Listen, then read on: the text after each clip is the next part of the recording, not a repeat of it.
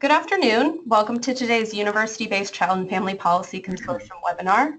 My name is Patricia Barton, and I'm the Senior Associate at SRCD and Consortium Coordinator. We are excited to welcome you to today's webinar, Teaching Race to Children and Adolescents. Before I turn things over to our speakers, I want to say a few words about the consortium and about using GoToWebinar. The University-Based Child and Family Policy Consortium is a network of more than 25 university-based institutions, including centers, schools, departments, and programs that have an interest in child and family policy. We are organized around three main purposes. First, to share the latest findings and strategies for conducting policy-relevant research and to facilitate collaboration across our member institutions. Second, to encourage cross-disciplinary undergraduate and graduate training to support the next generation of child and family policy researchers. And third, to foster effective translation between research, practice, and policy audiences. The consortium is run in collaboration with the Society for Research in Child Development and hosts a number of webinars each year on a variety of topics. If you are interested in learning more about the consortium, having your institution join the consortium, or if you would like to join our listserv, please see the information on this slide. Just a quick word before we begin about the technology we are using today. We are using GoToWebinar to host this webinar. All of the attendees are muted. If you have questions for the speakers, please use the question box on your screen to submit them. Today's webinar is being recorded. After it ends, I will be uploading it to SRCD's YouTube channel and will share the link with all of you. If you have colleagues or friends who are not able to make today's webinar but are interested in the content, please share the link with them. And now I'd like to turn things over to our moderator, Dr. Oscar Barberin, to introduce the topic and our speakers. Good afternoon, everyone. I am very happy to be able to have this role of moderating this very important webinar on teaching children about race. This webinar follows up to a very interesting, important meeting that was sponsored by SRC.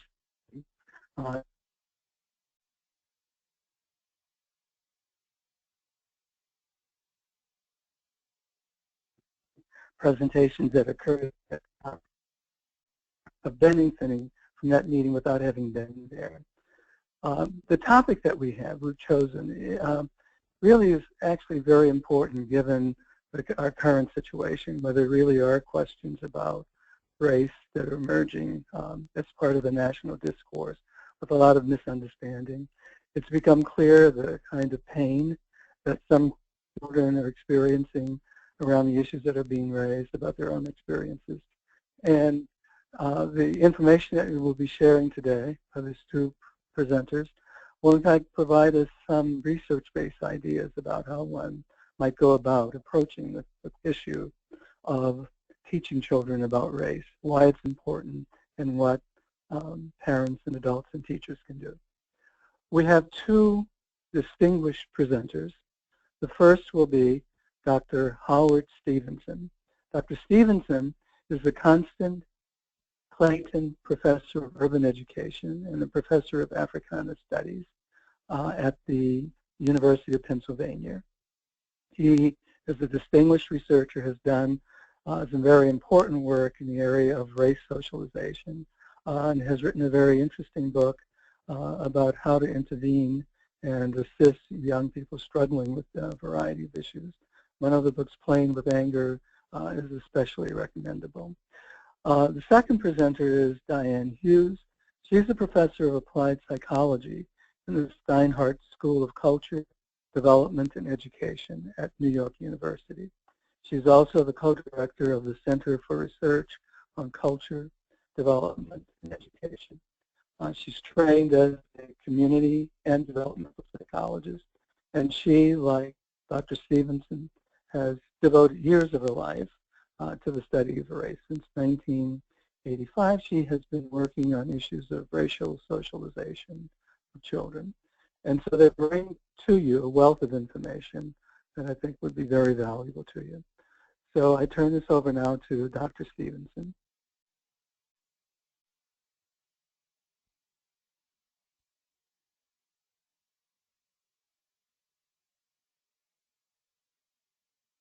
Thank you, Dr. Barberin, for that introduction.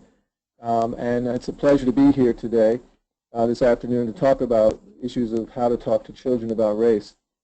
Part of the work that I've been doing is framing these conversations in the context of racial stress and as encounters that have, in some respects, have a large impact on how young people make sense of themselves and cope in their daily lives.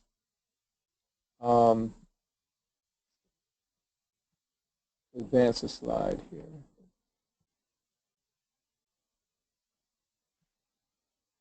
So part of the focus is in looking at what we're calling now racial literacy begins with the research on racial socialization, a theory about what to do in face-to-face encounters, and what are these sort of definitions and assumptions about those ideas and that research.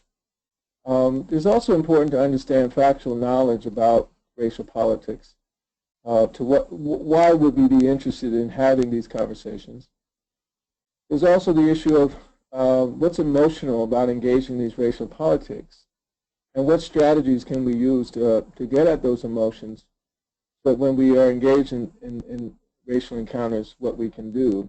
And finally, we'll talk a little bit about strategies for developing racial literacy. You can keep clicking. As part of the work now at the Racial Empowerment Collaborative at Penn, I've been trying to, with my colleagues, empower youth, family, and community voice through research, intervention, and training in racial health and literacy. One of the differences that we make about our work is understanding that our ideologies and thoughts and beliefs around race are not the same as what we might actually do in a racial moment, an encounter. And so most of our work now is focused on what do people do in the moment, face-to-face, to what degree do they use style and movement in their decisions and coping strategies, and are the elements of healthy relationships inclusive of these four aspects: affection, protection, correction, and connection.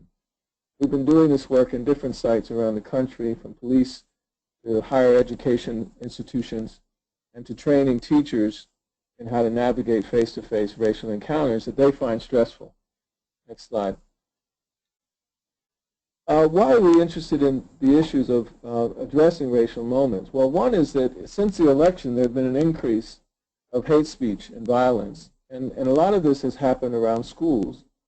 And in many respects, the work of the Southern Poverty Law Center has demonstrated or has found that educators get overwhelmed by these moments and find an incredible number of incidents in which there have been effects on students of being targeted because of their difference.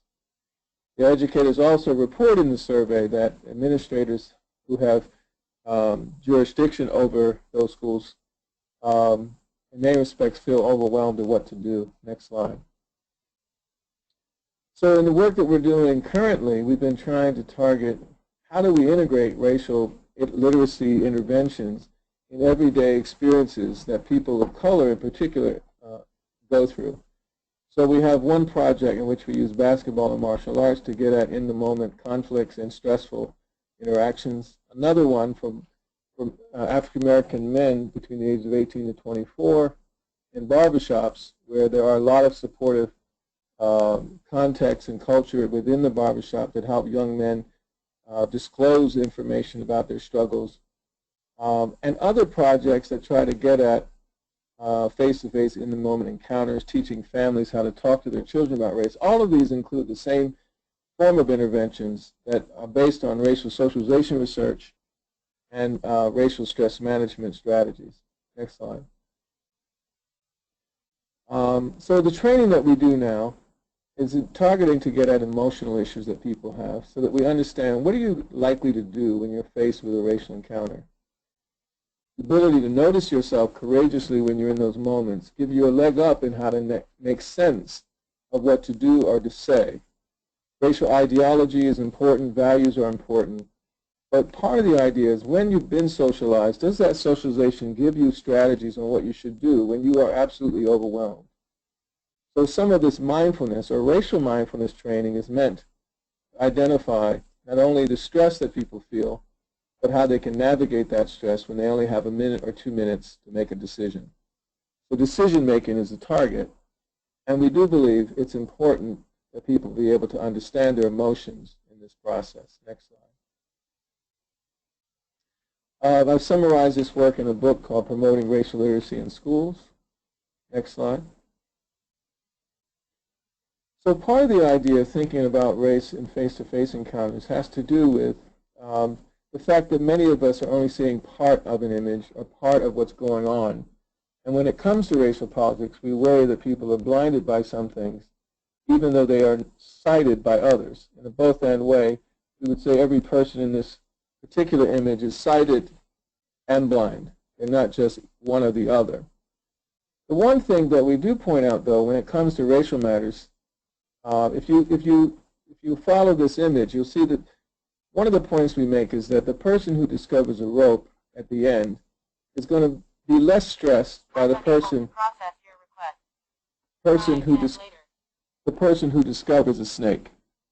So in that sense, we think that the politics of race are important, not just because they exist, but because they stress us out. And some people approach these politics as if they're not very stressful at all, like a rope that they can use to climb or to make sense of. But others approach it as if it's a snake, overwhelming and terrifying. Next slide. We can continue. Next slide. So some of the assumptions are, one, that racial encounters matter more than symbols. Legal strategies that we've used to address issues of racial racism and systemic discrimination are important, but they don't address trauma. We've also thought that racial stress matters are not the same as understanding general stress matters. The legal dismantling of racism will not heal trauma. We must understand the effects of these conflicts on well-being, health, and learning. Next slide. Our focus is on competence, not character. A lot of people approach racial matters as if they're about being good or not, instead of how well you navigate these moments. And we think schools and institutions are quite sophisticated at socializing racially around how to avoid racial coping. And in that sense, I think the work that we think about with regard to racial socialization is how to counter that avoidance approach to racial matters. Finally, we feel that racial stress is much more hopeful in addressing the problems we're seeing in our society and easier to deal with than curing systemic racism. Not that curing systemic racism isn't important, but if most people are going to sleep thinking they have to cure systemic racism, they're probably depressed most nights. Stress is much more observable, much more doable, and it shifts and can be addressed in less time. Next slide. So literacy, then, is the ability to read, recast, and resolve a racially stressful encounter. To read an encounter means how well am I able to interpret what's going on when a racial elephant shows up. Recast is the ability to identify my stress level and reduce it to a place in which I am able to make better decisions and not get so overwhelmed and get either sort of paralyzed, run away, or frankly feel like I have to fight my way out of this moment. To resolve a racially stressful encounter is to walk away feeling like you've assertively mentioned and stated what you wanted to say or do what you wanted to do in that moment. So ideas about social justice are important, but what's more important is, will you be socially just in a racially stressful moment? Next slide.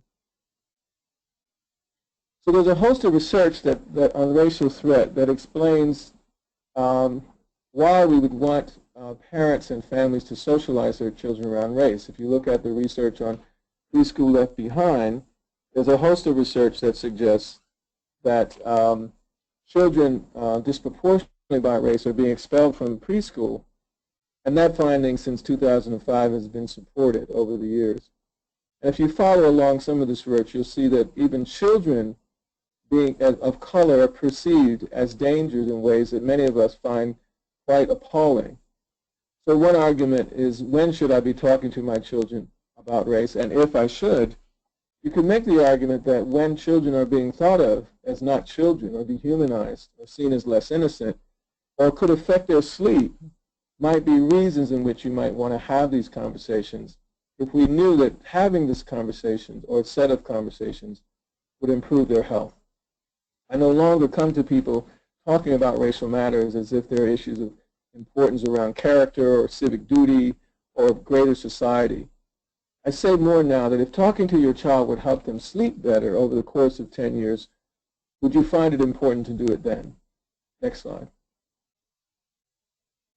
So the strategies we use for in-the-moment coping is we ask people to calculate the feeling that they're having and what level of intensity it is. It could be sad, it could be stressful, it could be joyful.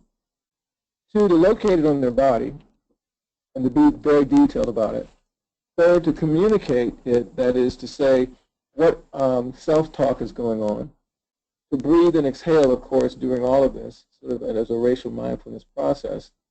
And the better that young people and our participants are at doing these things, the better they're going to be able to make decisions over time if you understand the research on cognitive behavioral in-the-moment coping strategies. Next slide. We also ask people to notice anything about themselves while they're talking or listening in a racial encounter to be better prepared. It's sort of a meta sort of observation process. Next slide. Continue.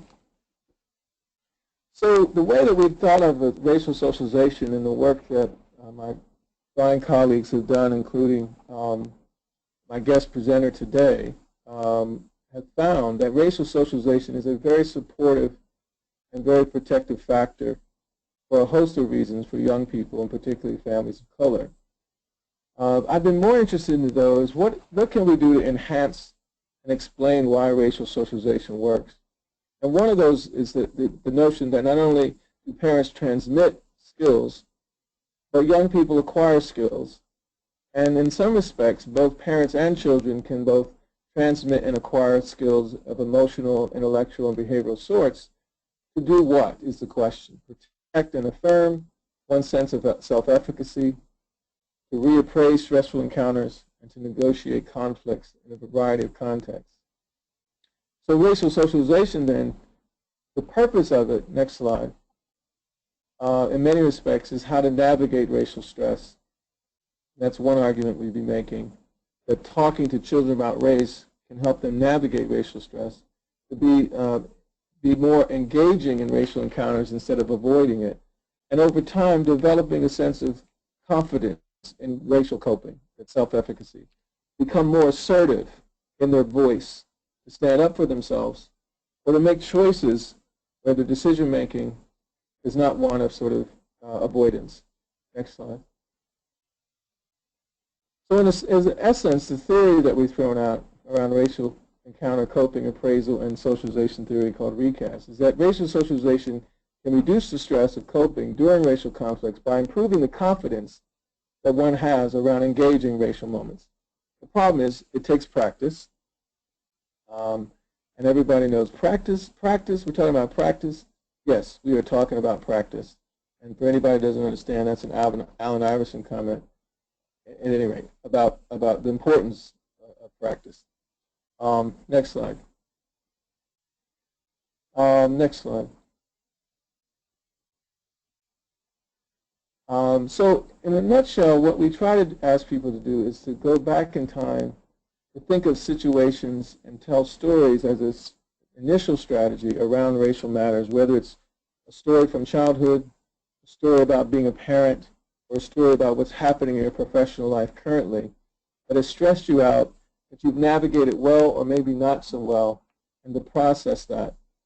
And in many respects, we find that working with parents on these issues before they talk to their children or while they talk to their children about race reduces the stress levels so that people can share a lot more details and coping strategies that are more specific rather than general. Next slide. Keep going. Thank you. So part of the reasons we've already said is that racial threat responses in public are immediate and hard to explain. And that's one reason we think it's important to talk about these issues. Even people who might be positive towards us in some respects might be scared. And in those moments, we're interested in how do we see racial threat responses, and how do we respond to them? They don't always happen, but if they happen, can you be prepared? Next slide. Some of the research on the effect of having a racing mind and worrying about these issues demonstrates that being focused on some tasks regarding race may take away from one's ability to focus in the classroom, to make, again, make decisions in the moment. Next slide. So in summary, I would say what we're asking, and I'll end now, that we're asking folks to consider when they go through the training to notice themselves, to understand what effect it has on their bodies, to consider situations in which they didn't do well, and if they did have a do-over, for example, would they say or do something different, something that would allow them to not just think about social justice or racial justice, but they could feel, confident that they acted justly in a moment to resolve an encounter or future encounters. And it's one strategy we use, we call healthy racial comeback lines as a way to get at that. It's a different form of socialization between parents and young people. And even though we know socialization occurs beyond parents, these are just a few of those strategies. And finally, this is another example of those comeback lines. We think of them as primarily, whatever you say, you don't have to say them, but you should practice them so you have a choice in saying them or not. They should all summarize to be able to say, I reject your rejection of me in the moment. This is particularly important for young people who socially take hits every day. Next slide. So in summary, take-home points are feeling overwhelmed is human. Avoiding that feeling and pretending it doesn't affect your work when it comes to racial matters is still human, but it represents a form of incompetence. And I argue that it's unethical. Stress is something we can manage. It's observable. Asking for help in dealing with these things are important. And for young people who need strategies in navigating these moments, I would argue these are the primary reasons why we want to talk to our children and them talk back to us with regard to health, both physical and emotional. And I'll stop there.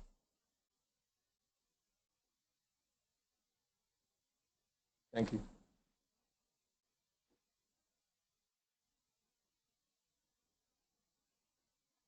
Should I just go? Yeah. Okay, I'm Yeah. just going to go. Go ahead. Okay.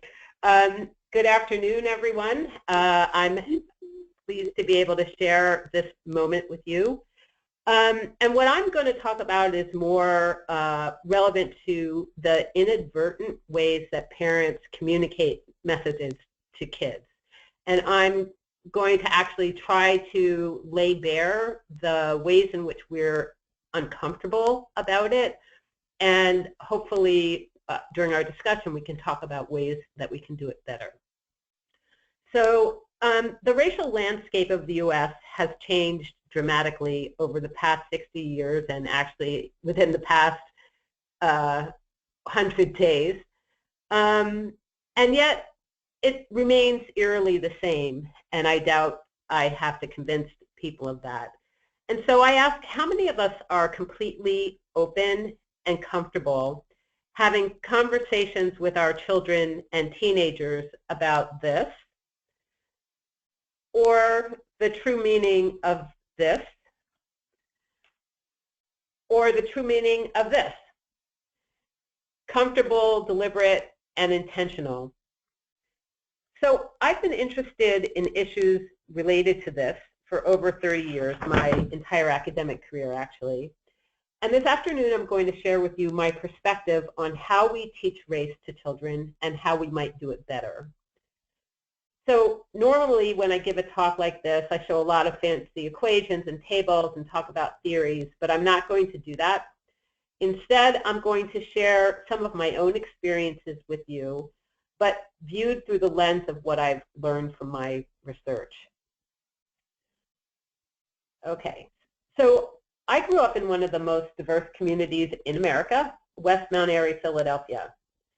It's a mix of old classic stone homes and smaller brick row homes. And my family lived in one of the old plastic stone homes. But my friend, Hillary Platten, with the long brunette pigtails that I admired so much and actually wanted, she lived in one of the smaller brick row homes. And there was a good racial mix in our community, too. In my integrated classrooms at the Charles W. Henry School, everyone knew that when the teacher handed back the science test, the highest grade was going to go to Oliver Brooks, a black boy. And the person with the longest double Dutch time before messing up and having to skip out, well, that was going to be Claudia Kraft, a white girl. So the racial stratification and all the stereotypes that we're so familiar with, those were barely in my sight line, literally, until I got to high school. And my parents chose that intentionally for me. So when we were looking for a place to raise my family, I wanted a community that was just like the one I grew up in. And as rare as they are, we found one. The town that I live in is southeast of New York City. It's 2.8 square miles. And like me, my 4 boys, all of whom are African American, like me, grew up around African American and white kids, but also Latino, Asian, and lots of biracial kids. In my community, the household income differential across groups is literally trivial, unlike many communities in the U.S., as you know. So it wasn't the case that we had, upper income white families and lower income African American families. We had upper income African American and white families and lower income African American and white families. So my boys had a huge amount of diversity in their close friendships all through school. And I watched that diversity literally with great joy. And I'd watch them at the middle school graduation, group of integrated kids, and I'd think, that's a great thing. It's just really a great thing. My kids are really lucky. And somehow I assumed that by choosing this kind of environment for my kids, we would be sending them a clear message about the importance of having racial pride, the fact that we valued diversity, and so on. And social scientists call this the diverse environment theory. That is, if you raise a child with exposure to people of all races and culture, the environment itself becomes the message. There's really nothing else that you have to do. But something happened when my oldest son, his name is Ryan, and you'll see a lot of him actually in this talk. It happened when he was in 11th grade. So he was about 16 years old. And he was way too old for something like this to happen. And it harshly reminded me that kids don't automatically learn what we think we're teaching them about race. So we had gotten very special tickets to a Yankees game, and it was 2005, a few years before Alex Rodriguez, you guys remember him, I assume, better known as A-Rod, had hit his 500th home run. And the tickets we had gotten included a pass for on-field batting practice, which meant that my boys got to be on the field and have an up-close view of the players as they warmed up for the game. So at one point, A-Rod sauntered off the field, headed for a break in the dugout, and he's sweating and he's chewing gum, like he typically does. And out of the corner of my eye, I noticed Ryan, who literally is a die-hard A-Rod fan, literally. He made a move to get A-Rod's autograph. So I whirled around, and I said, Ryan, no, let him have his space. But A-Rod, who's not otherwise known to be humble, graciously said, no, come on in. So Ryan, beaming, is standing face-to-face with his idol. But then the conversation, where are you from? A-Rod asked. New Jersey, said Ryan. No, that's not what I mean. I mean, where are your people from? New Jersey? No, I mean, what are you? What nationality? American, Ryan says. And he literally had no clue what question was being asked or what the right answer was. Of course, I knew exactly what A-Rod was asking him. I'd been asked this question so many times during my adult life. A-Rod wanted to know what Ryan's racial background was, and in particular, if Ryan was Dominican, like him, because he noticed that they sort of look alike. So as Ryan stood there bewildered, A-Rod finally raised his eyebrow and he looked at me and he said, Mom, as in, can you answer this question? We're African American, I said. We're just plain old black people. And A-Rod laughed, and he told me I reminded him of his mom, and he signed Ryan's baseball. Now, I don't tell this story to show off my son's color blindness or his innocence. I tell it because at that moment I felt so many emotions, from embarrassment that he didn't know what was being asked of him, to worry and concern. And I would say that it was not a very proud moment for me. How had I gotten this so wrong? As a child at our dinner table, my father told story after story about what it meant to grow up black in the South. And I always knew that even though his father was a surgeon, he and his friends had to enter the Carolina Theater in Raleigh through the back door service entrance and climb a steep stairway to the upper balcony, the only place where colors were allowed. I also knew that my maternal grandmother was an educator. Every week at dinner we were reminded of this. But her mother had worked in a white family's home scrubbing floors and polishing silver. You know, most blacks don't know anything about this sterling silver you're eating off of, my dad would say. Your grandmother learned from having to polish it at her mom's job. And the lessons in there were very clear. When my two sisters and I would yawn or start to tune out, he'd say, I just don't ever want you to forget who you are and where you come from. And my dad was very intentional about what he wanted us to learn. So I had a strong foundation, a strong sense of being black and what it meant and what it should mean. It enabled me to feel more than comfortable in my skin anywhere I went. At the Quaker high school I attended, or the elite, predominantly white college I went to in the northern corner of Massachusetts. And it enabled me to know I could be or do anything I wanted to be or do. So how was it that my son, a black boy no less, had no clue that his race was one of the first things others would notice about him? And thinking about it, and thinking about what my father had done, the answer is simple. He didn't know that race was so salient because we hadn't explicitly taught him.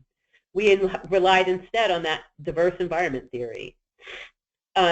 He would obviously learn eventually, no doubt, but while he was still living in the protected environment we'd chosen for him, he didn't know. We never actually checked on whether what he was learning about race was what we thought we were teaching him. And all of this, you know, when I think about it, it's very ironic because I study race. And in particular, I study how children learn it and how parents and other adults teach it. So one might presume reasonably that if anyone would feel comfortable with racial socialization, it might be me. But no, not in this case. I got better, by the way, with each of my other three boys. He's 30 now, and my youngest is 14. And my family reminds me that Ryan is just the first pancake. Don't worry about it. You're just testing him out to make adjustments for the others. So even if I didn't get that right, I have learned a few things over the last 20 years.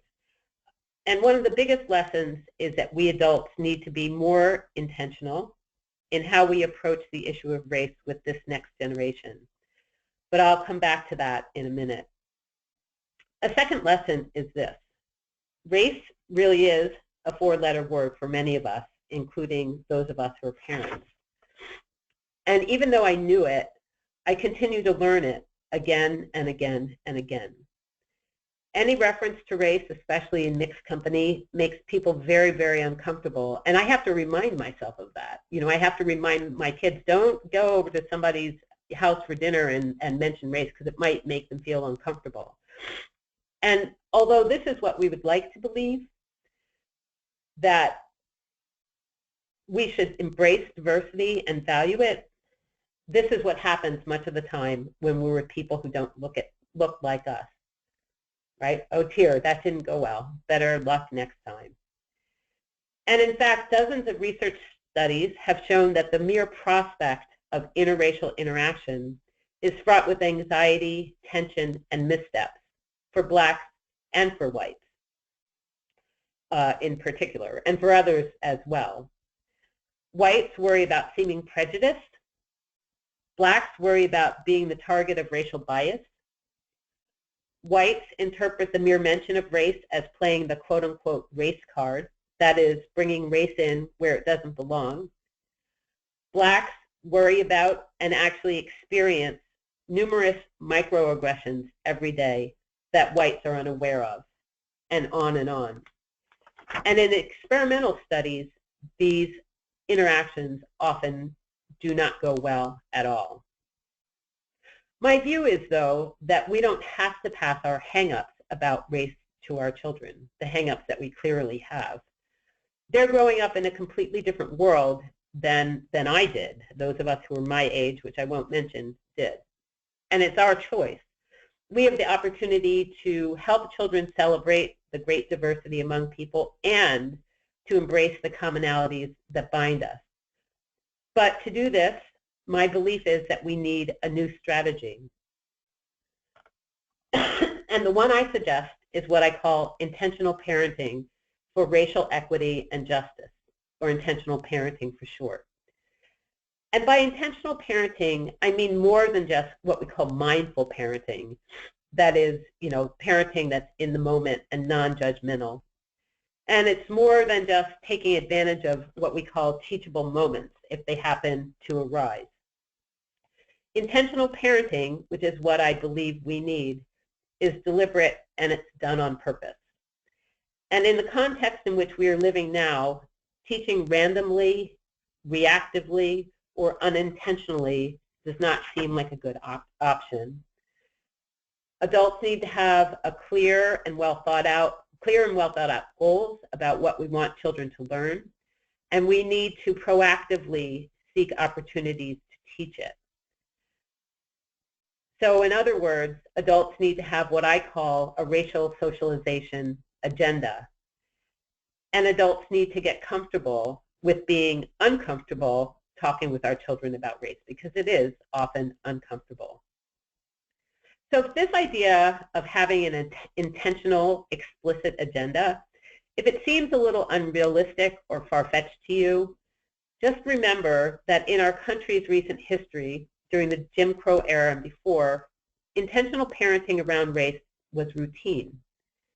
In a 2005 book, a great book that I highly recommend, historian Jennifer Ritterhouse documented how parents explicitly taught their children unambiguous and uncontested rules for cross-racial interactions. Now, of course, we don't have those today, but white parents' teachings were designed to reinforce the status of whites as superior, and black parents' teachings were designed to protect children from harm that could come to them from breaching racial protocol. Catherine Stockett, in her book, The Help, includes an example of an intentional socialization moment. It was Minnie's 14th birthday, and she was boarding the bus for her first day at work as a maid. And her mother needed her to know rules that would help her keep her job. So Stockett writes, "My mother shook her finger so close to my face it made me cross-eyed. Rule number 1 for working with a white lady, you keep your nose out of your white lady's problems. Number 2, taste the food you're cooking with a different spoon. 3, use the same silverware every day and keep it separate. 4, eat in the kitchen. 5, don't hit her children. And of course, 6, don't ever let her find you sitting on her toilet." And of course, unfortunately, we live in a different world than Minnie lived in. We no longer have legally sanctioned racial hierarchies, nor do we have clear or uncontested rules of etiquette for reaching across racial boundaries. Indeed, many point to the election of Barack Obama as incontrovertible proof that racism and discrimination in America are dead and gone forever. But why then, if it's dead and gone forever, did I feel worry and concern that Ryan had no clue that A-Rod saw his race first? Why? Because I believed, as many parents of color do, that he needed to have a clear sense of how others will see him, of assumptions they might make based on his physical appearance. I worried that if he got a C or, God forbid, a D in school, teachers might not catch on that he was underperforming, It's simply what they would expect from a black boy like him. I worried about him driving through the towns that are adjacent to ours in our black four-door sedan, through 90% black Newark because he might get jacked up for being too privileged, or through 90% white Livingston where the police might assume he stole the car. I wanted, and indeed I needed him to always be aware of the space he was in and how others might perceive him. A while ago, I was brainstorming a title for a chapter on racial socialization, and I was at my sister's house, and she lives in Brentwood, California, in the same neighborhood that Steven Spielberger, Nicole Simpson, and all those kinds of folks live. I was in search of a catchy chapter title, one that Howard might come up with, for example. I'm not so good at that. So we were throwing these around, and my brother-in-law mumbled without skipping a beat, call it keep both hands on the wheel. And even though they're raising their boys in Brentwood, California, their concerns are the same as mine. But despite these concerns, in their environment as well as in mine, the dominant narratives about race in our country are about egalitarianism and colorblindness. We're all equal and we don't see race. Even well-meaning liberal adults experience a lot of discomfort and trepidation when it comes to teaching race to children. Over the course of my career, my students, my collaborators, and I have literally asked hundreds of parents to describe race-related conversations they have with their children. We hear the same thing from them time and time again. We're all human, we all have red blood, never seen green blood, we all die and end up in the same place. Here's one example. The interview were asked, how do conversations about race come up in your family? What's the situation? The respondent said, well, what I try to teach my children is that we're all human. Don't want to put nothing in their head about race. None of us got green blood. We all breathe the same, die the same, love the same. And we hear that over and over again. And when we have compared survey-based measures of different types of messages to children about race, we have consistently found that the most common message parents of all races send to their children is that all people are equal. Sorry, keep going. Next slide. I messed that up. Okay. Is that all people are equal, or more specifically, back, I'm not ready for that one yet, that race doesn't matter.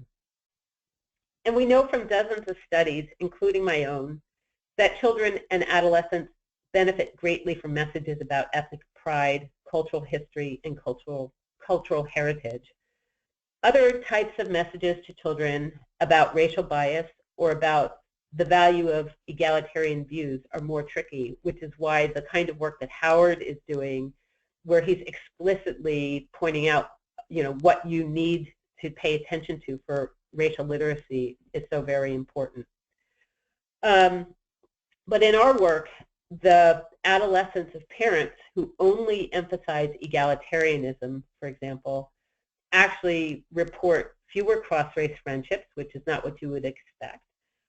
And they report less comfort in their cross-race relative to their same-race interactions. So that's when they're, basically saying everyone's equal, we don't see race. So we have to ask ourselves, what does it mean when our children are living with and trying to make sense of highly racialized experiences, but their parents and other adults, for the most part, deny the significance of race? One day last spring, I was sitting on the bleachers at a baseball game for a team that my youngest son plays for, and my oldest one, the one I already introduced to you, coaches. So this is another story. The mom of another player was sitting just a few feet away from me, and she was not somebody that I knew well. Her 9-year-old daughter was running back and forth, getting impatient because the game was in extra innings. How much longer, her daughter's asking. What's the score? Who's winning? Go ask Coach Ryan, says the mom. Well, which one is Coach Ryan? The one with the clipboard, the mom says. Well, I still don't know which one, the daughter replies. The one who's walking this way, the taller one, and on and on. And finally, the daughter blurted out, you mean the one with the brown skin? And the mom was just beside herself, as if by noticing and pointing out Ryan's brown skin, she was pointing out some defect something that was wrong with him. I was minding my own business, by the way, but she profusely apologized to me. I didn't teach her that, I promise. We're not racist, she says. She doesn't know any better. You know, she's actually on the spectrum.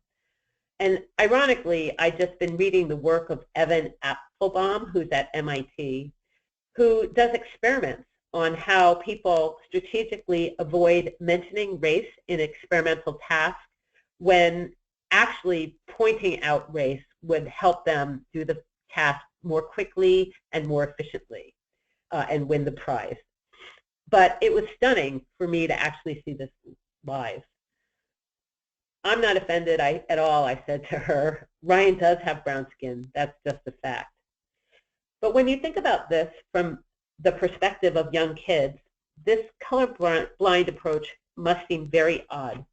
It contradicts children's natural tendency to see difference.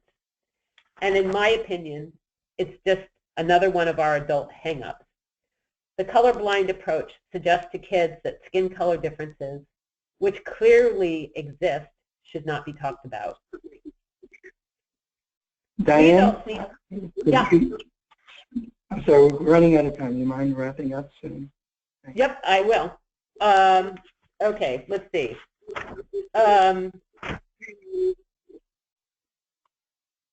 So we have the opportunity to make sure that we don't bring our adult hang-ups about race to our children.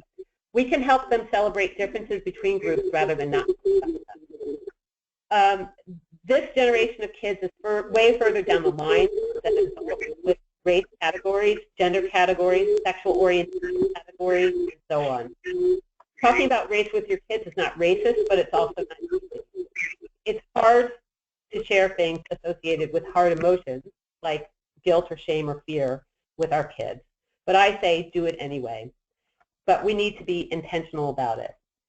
So let's see. Can you go to the next to last slide? Slide 36. There we go. So have a goal and have a plan. No, the one before that. Actively seek out opportunities to meet your plan. If you want your kids to know that all people of all backgrounds have contributed to our nation, look for ways to teach them. By the time I had my youngest son, Will, who just turned 14, I'd learned more about explicit teaching.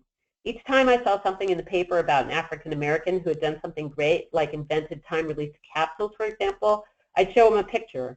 And I wouldn't necessarily point out he's black, but I'd say, can you imagine how much money he has or how smart he is? When I'd see an African American baseball player at Stanford or Rice, I'd say, you know how smart you have to be to get into Stanford? You know, we talked about a lot of things, including, in his words, how Americans love black culture but fear black people. And I'd say, remember the little things. Your kids are watching everything you do. If you're going to lock your door in the black and Dominican neighborhood you drive through, maybe just keep your car door locked all the time. If you want your child to truly embrace diversity, maybe reach out to people who don't look like you. And then think before you speak or hush a child's mention of race. We all make mistakes, and sometimes we will not get it right, but stick to it and practice, as Howard says, practice, practice, practice. And finally, remember that racial bias is all of us. And so, next slide. If you see something, say something. Thanks. Thank you very much, Diane and Howard. Those were wonderful presentations, chock full of interesting information, helpful information. There are a number of questions that came in from the audience. I'd like to give you an opportunity to respond to some of them. The first one, I would say, is how should we talk to young children, particularly about race and racial history, and how do you combat an increasingly hostile rhetoric without perpetuating stereotypes? We'll begin with Howard.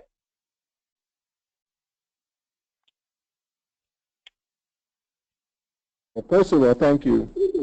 First of all, I would say that young people are noticing differences all the time. In fact, because many of our children are not speaking what adults speak, they're actually watching body language in ways that also reflect our views about race and difference. And so feeling hostility and not knowing what to do with it is more problematic than talking about stereotypes. Stereotypes are better addressed by talking about them and then countering them and describing what's wrong about the stereotype. Young children notice skin color differences. They notice attitudes. They're watching television, for example. Parents can remark about what their children might feel about different moments in which somebody's being treated differently because of their difference. It could be around language, it could be around skin color. But parents that support children in making meaning of the nonverbals is one of the approaches I would recommend for young children. And then parents obviously explaining their own views and feelings about what they do. Mm-hmm. Okay, thank you very much. Now I have a question I'd like to shoot to you, Dr. Hughes. What does the research indicate white parents, what they can do to socialize their children for racial equity and justice? Well, it won't surprise you that there are not a lot of studies that actually have looked at in white parents, although there are some. And I think one of the cautions that I would issue here is that there's an assumption to a large extent that the egalitarian approach is the best approach, and that's not supported by research. So talking to kids about, how everyone's equal is equivalent to denying that people have ethnic or racial backgrounds that are meaningful to them. So teaching them how to cross, well, first of all, learning yourself how to cross racial boundaries, and then teaching your kids how to do that, exposing them to environments where there's a high level of diversity, exposing them to kids of other races, I say is one of the most effective ways of teaching kids that race does not matter. Great, thank you. So, Dr. Stevenson, here's a question for you. How can you address healing for parents that have internalized negative stereotypes and suffered racial shame? First of all, I actually thought, Dr. Barbara, you could have answered that first question better than I. And secondly, to answer this question, our program called Embrace, which is led by Dr. Leon Anderson, a postdoc, we're actually bringing parents in to talk to their children about race. Right now, they're mostly African-American parents. But first, they must have to go through a storytelling of their own shame experiences as they are or before they talk to their children. In the same way that we want children to be able to appreciate their difference in the story, parents have to do so as well. And I argue that healing of those shame experiences are absolutely essential when before or while parents are trying to deliver healthy information to children. So if shame doesn't go away, it affects the health of parents. And that's the reason that we actually think racial socialization is necessary. So yes, parents first, children second, like putting on the oxygen mask in case of an emergency. Okay, thank you very much. So, Dr. Hughes, here's a question for you. What can be done to reduce biases and discrimination by our children's teachers? That's a tough one. It's an extremely tough one. I think the first step is awareness. The kinds of biases or stereotypes we hold are so pervasive and intractable that oftentimes we're not even conscious that we actually hold them and are treating students accordingly. So awareness, I think, would be the first step, possibly through teacher training, through revision of curriculum, to make it more culturally pluralistic, I would say, and then explicit sort of training, having teachers comfortable noticing that there are kids of different races in their classroom and paying attention to, how well they're doing. Okay, thank you. So here's a question that maybe both of you may want to address. It has to do with whether educators can influence positive racial identity by children at school. So are there differences that you would propose to teachers and ways to talk about race and racism, or ways that they can support Black and brown families and their children around race and racism? Dr. Stevenson, could you start? Sure. I would advocate the same issue strategies Diane's mentioned. First, that they have to be able to navigate their own issues of stress management before they can promote. Obviously, promoting support and voice of any child is important. But to be able to talk as a teacher about their own journey would make parents feel a lot more confident than avoidance or denial. And so I would say work on your own self-issues around difference in race first. And then communicate that struggle, and parents will find that a lot more relaxing than to have to guess what teachers are actually doing or not doing. Mm-hmm. Thank you. Yeah. Dr. Hughes? Yeah, well, that's a really complex and difficult issue. I mean, so here are just some things, not everything, obviously. I think that educators generally, I think, need to become much more comfortable and familiar with the entire context of the kids that they're teaching, so that they're, relating to cultures maybe that are, foreign to them, or maybe not, but knowing the context in which a child is being reared, right, I think it's really important for being able to manage kind of diversity in classrooms, and then just kind of rethinking, what are the goals of how we structure classrooms, how we, what we choose to teach, what we choose to emphasize, what behaviors are viewed as acceptable or not acceptable in school context, things like that. Okay, great. So, final question: do you have recommendations for educational materials or books, either that be related to the school context or the family context? For kids, for adults, for who? For adults, for adults, for teachers, and for parents. I would argue that a certain extent is the way to go about this, particularly for adults, for parents. And we're also going to be running a racial literacy training last week of July, first week of August 10. Because back to the notion that issues are not easy, so we disabuse ourselves from having the right attitudes and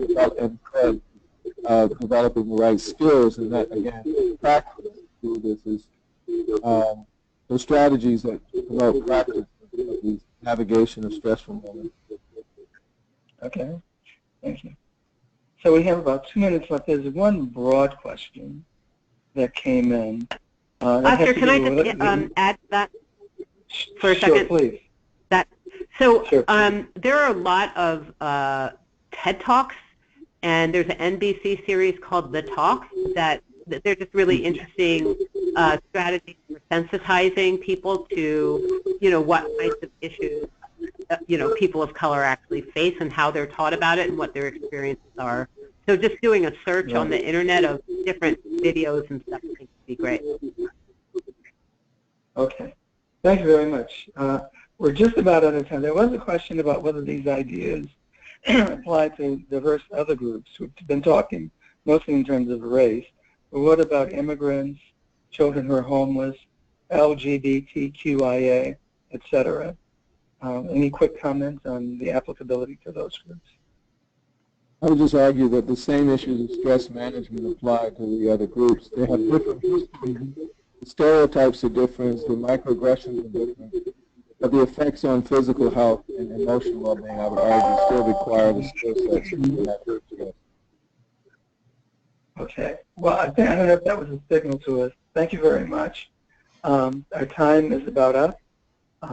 It's been a very, very excellent webinar. Thank you again. Thank you. Thank you so much again to everyone who joined us today. Especially thank you to our speakers. If you enjoyed today's webinar, you may be interested in future consortium webinars. The next consortium webinar will be on April 26th, and registration will open later this week, with registration links available on the consortium website and listserv. Join the consortium listserv if you would like to receive notifications about future webinars, a quarterly newsletter, as well as other job and event announcements. As noted earlier, I will be sending around a follow-up email with a copy of today's slides and a link to the recording of today's webinar, which will be posted on SRCD's YouTube channel. If this topic is of particular interest to you, you may also be interested in an upcoming special section of child development on ethnic and racial identity among minority youth. I will include additional information about this special section in my follow-up email as well. Thank you again to everyone who joined us, and have a wonderful rest of your day.